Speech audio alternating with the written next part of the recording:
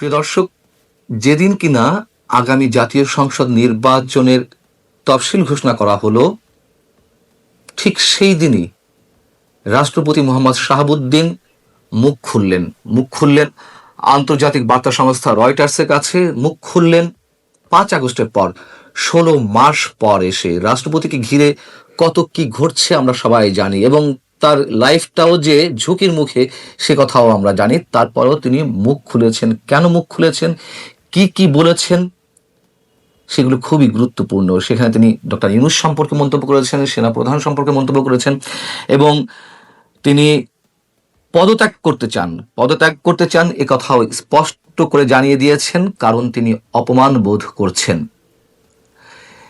বৃহস্পতিবার হোয়াটসঅ্যাপের মাধ্যমে বঙ্গভবন থেকে আন্তর্জাতিক বার্তা সংস্থা রয়টার্সকে একটি সাক্ষাৎকার তিনি দিয়েছেন, এবং সেখানে তিনি স্পষ্ট করে জানিয়ে দিয়েছেন, আমি বিদায় নিতে আগ্রহী, আমি এখান থেকে চলে যেতে চাই। তবে তিনি বলতে চাইছেন যে এখনই তিনি পদত্যাগ করতে চাইছেন না, খুব শিগগিরই পদত্যাগ করবেন। কখন করবেন তিনি বলছেন যে শুধুমাত্র সাংবিধানিক বাধ্যবাধকতার কারণে এখনই পদত্যাগ করছি না। নির্বাচন না হওয়া পর্যন্ত আমাকে দায়িত্ব পালন করতে হবে, সাংবিধানিকভাবে রাষ্ট্রপতি হিসেবে দায়িত্ব রয়েছে বলেই আমি এই অবস্থানে আছি। এবং ডক্টর ইউনূস সাহেব যে রাষ্ট্রীয় আচারেরও কোনো ধরনের ধার ধারছেন না, সাংবিধানিকভাবে তার যেসব রাষ্ট্রীয় আচার পালন করার কথা রাষ্ট্রপতির সঙ্গে, তার কিছুই করছেন না, এগুলো আমরা জানি। রাষ্ট্রীয় আচার অনুযায়ী প্রধানমন্ত্রী বা প্রধান উপদেষ্টা যে কোনো গুরুত্বপূর্ণ সিদ্ধান্ত নেওয়ার আগে রাষ্ট্রপতির সঙ্গে দেখা করেন। প্রধান উপদেষ্টা কিংবা প্রধানমন্ত্রী গুরুত্বপূর্ণ কোনো সফরে বিদেশ গেলে সেখান থেকে এসে রাষ্ট্রপতিকে সেসব বিষয়ে অবহিত করতে হয়, এর কিছুই তিনি করছেন না।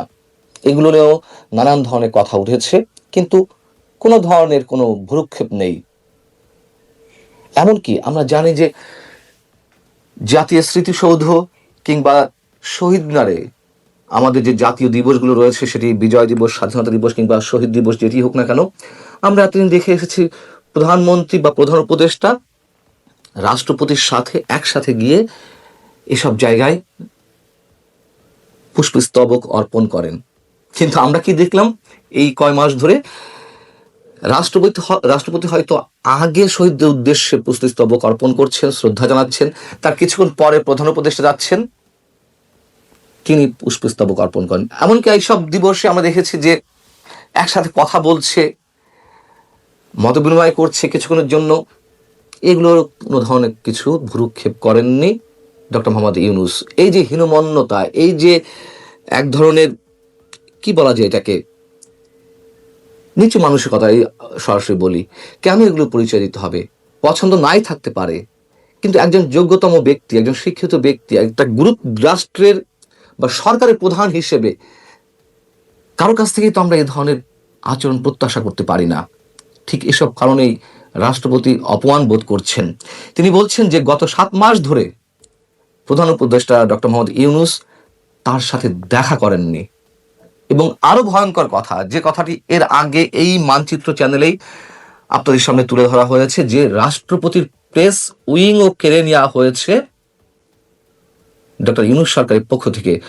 রাষ্ট্রপতির প্রেস উইং থাকবে না, রাষ্ট্রপতির যে কার্যাবলী, গুরুত্বপূর্ণ কার্যাবলী বা বিভিন্ন আচার অনুষ্ঠান, এগুলো সম্বন্ধে গণমাধ্যমকে ব্রিফ করার মতন কোনো প্রেস উইং তার নেই। এটি কল্পনা করা যেতে পারে?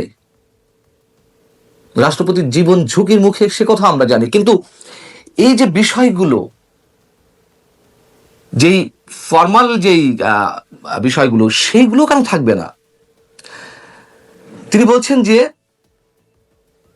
সেপ্টেম্বরে বিশ্বজুড়ে বাংলাদেশি মিশনগুলোতে বা দূতাবাসগুলো থেকে তার ছবিগুলো সরিয়ে নেওয়া হয়েছে, নামিয়ে ফেলা হয়েছে। এটা নিয়ে অনেক কিছু হয়েছে আমরা জানি, যদিও সরকারের পক্ষ থেকে দাবি করা হয়েছিল না, এই ধরনের কোনো নির্দেশনা দেওয়া হয়নি।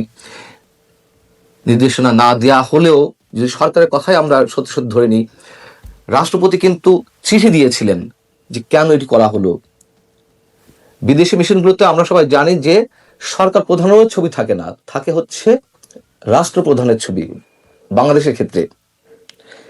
সেখানে এতই হীনমন্যতা যে কেন রাষ্ট্রপতির ছবি থাকবে, কেন আমার ছবি নয়, এমন একটা মানসিকতা তিনি তুলে ধরলেন। ডক্টর ইউনূস সাহেবের কথা বলছি। তো সে সম্পর্কেও তিনি, রাষ্ট্রপতি রয়টার্সের কাছে খোলামেলা কথা বলেছেন। তিনি বলছেন যে রাষ্ট্রপতির প্রতিকৃতি ছিল, রাষ্ট্রপতির ছবি ছিল সমস্ত কনসুলেটে, দূতাবাস এবং হাই কমিশনে, এবং এটি হঠাৎ করে এক রাতেই মুছে ফেলা হয়েছে, সরিয়ে নেওয়া হয়েছে। মানুষের কাছে একটি ভুল বার্তা যাচ্ছে যে সম্ভবত রাষ্ট্রপতিকে সরিয়ে দেওয়া হচ্ছে। আমি অত্যন্ত অপমানিত বোধ করছি। এটাও সত্য কথা।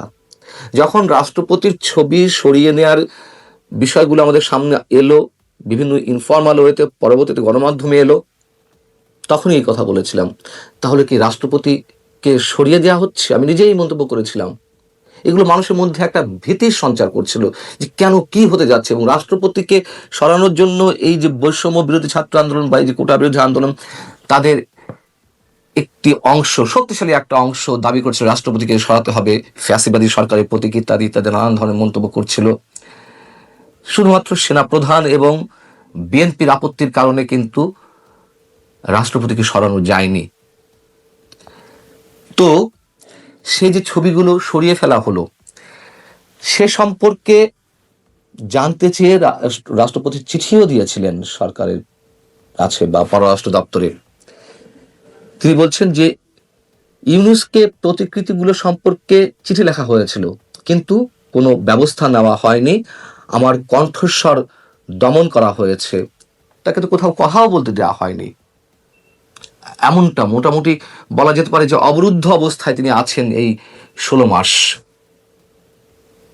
তিনি বলছেন যে চিঠি দেওয়া হয়েছিল রাষ্ট্রপতির ছবি বিদেশি মিশনগুলো থেকে সরিয়ে ফেলার জায়গা থেকে সরিয়ে ফেলার বিষয়ে। সে বিষয়ে ডক্টর ইউনূসের প্রেস উপদেষ্টারা মানে কোনো উত্তর তো দেননি, এবং রয়টার্স বলছে এই বিষয়েও আবার তাদের মন্তব্য জানতে চাওয়া হয়েছিল, কিন্তু ডক্টর মোহাম্মদ ইউনূসের প্রেস উপদেষ্টারা তাৎক্ষণিকভাবে কোনো মন্তব্য করতে চাননি বা প্রশ্নের উত্তর দেননি। সেনাপ্রধান জেনারেল ওয়াকারুজ্জামান সম্পর্কেও তিনি কথা বলেছেন খোলামেলা। রাষ্ট্রপতি বলছেন যে সেনাপ্রধান জেনারেল ওয়াকারুজ্জামানের সাথে তার নিয়মিত যোগাযোগ রয়েছে, এবং জেনারেল ওয়াকারের বাহিনী অর্থাৎ সেনাবাহিনী 2024 সালের আগস্টে শেখ হাসিনার বিরুদ্ধে প্রাণঘাতী বিক্ষোভের সময় একপাশে দাঁড়িয়েছিল, যা এই প্রবীণ রাজনীতিকের ভাগ্য নির্ধারণ করেছিল। রাষ্ট্রপতি শাহাবুদ্দিন বলছেন সেনাপ্রধান ওয়াকারুজ্জামান স্পষ্ট করে জানিয়ে দিয়েছেন ক্ষমতা দখলের তার কোনো ইচ্ছে নেই, এবং বাংলাদেশের যে সামরিক শাসনের ইতিহাস রয়েছে সেটা থাকা সত্ত্বেও জেনারেল ওয়াকারুজ্জামান বলে দিয়েছেন যে তিনি গণতন্ত্র ফিরে পেতে চান যে কোনো অবস্থায় বাংলাদেশে। যেটি বলছিলাম যে ছাত্রদের একাংশ তার পদত্যাগের দাবি করছিল, কিন্তু কোনো রাজনৈতিক দল তার পদত্যাগ দাবি করেনি। বিএনপি সহ আরো যেসব রাজনৈতিক দল রয়েছে সে প্রসঙ্গে তিনি বলছেন, যদিও কিছু ছাত্র বিক্ষোভকারী প্রাথমিকভাবে আমাকে পদত্যাগের দাবি জানিয়েছিল, কিন্তু কোনো রাজনৈতিক দলই তাতে ভ্রুক্ষেপ করেনি। তিনি এই কথার দ্বারা কি প্রমাণ করতে চাইলেন? যে একটা ক্ষুদ্র অথচ শক্তিশালী গোষ্ঠীর কাছে ডক্টর ইউনূস জিম্মি হয়ে আছেন, এই প্রশ্নটি করতে চেয়েছেন, নাকি ডক্টর মোহাম্মদ ইউনূসের নেতৃত্বেই এই যে ক্ষুদ্র শক্তিশালী অংশটা চলছে? অথবা তিনি কি বোঝাতে চেয়েছেন যে এই ক্ষুদ্র শক্তিশালী অংশের মাধ্যমেই বাংলাদেশে যা ইচ্ছে তাই করা হচ্ছিল? শেখ হাসিনার সঙ্গে যোগাযোগ হয় কিনা সে প্রসঙ্গেও রয়টার্স সরাসরি জানতে চেয়েছিল যে আপনার সঙ্গে বাংলাদেশ থেকে চলে যাওয়া ভারতের আশ্রয় নেওয়া সাবেক প্রধানমন্ত্রী শেখ হাসিনার সঙ্গে যোগাযোগ হয় কিনা, কিন্তু রাষ্ট্রপতি শাহাবুদ্দিন তিনি এই প্রশ্নটি এড়িয়ে গেছেন।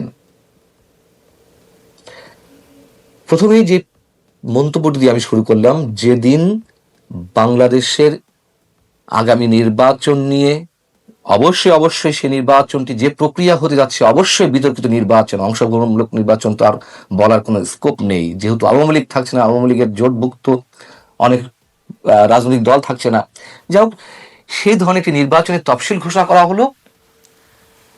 সেই দিনই আন্তর্জাতিক বার্তা সংস্থার কাছে রাষ্ট্রপতি শাহাবুদ্দিন সাহেবের এই মন্তব্যগুলো, খোলামেলা এই কথাগুলো বলা